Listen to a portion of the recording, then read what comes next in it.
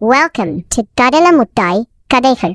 ஒரு பாட்டி வீட்ல பட்டுன்னு ஒரு குட்டி பையன் இருந்தானாம். அங்க ஒரு பெரிய மாமரம் இருந்துச்சுச்சாம். அந்த மரத்துல ஜம்புன்னு ஒரு குட்டி குரங்கு இருந்துச்சாம். அந்த ஜம்முவுக்கு ஒரு கெட்ட பழக்கம்.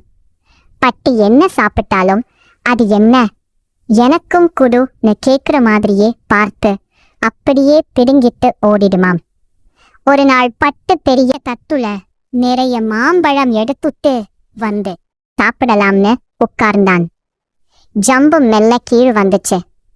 பட்டு உடனே ஒரு ஐடியா பண்ணி வீட்டுக்குள்ள ஓடிப்போய் ஒரு பெரிய கண்ணாடியை தூக்கிட்டு வந்து ஜம்பு முன்னாடி வச்சான்.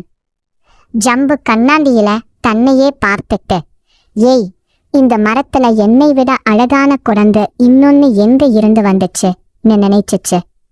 கண்ணாடிக்குள்ள இருந்த குரங்கை பார்த்து ஈன்னு பல்லை காட்டுச்சு. கண்ணாடிக்குள்ள இருந்த குரங்கும் பல்லை காட்டவும் ஜம்புக்கு கோபம் வந்துச்சு. என் முன்னாடியே நின்னு பல்லை காத்துறியான்னு சொல்லி கண்ணாடி மேல டபால்னு பாஞ்சிச்சு. நான் டக்குன்னு கண்ணாடியை திருப்புனேன்.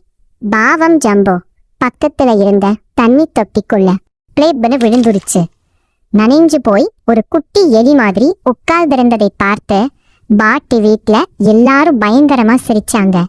அதுக்கப்புறம் ஜம்பு திறந்துடுச்சு. இப்போ பட்டு என்ன கொடுத்தாலும் தேங்க்யூ சொல்லிட்டு தான் வாங்கிக்குது. நீதி, மற்றவர்களுக்கு துன்பம் கொடுத்தால் அது நமக்கே திரும்ப வரும்.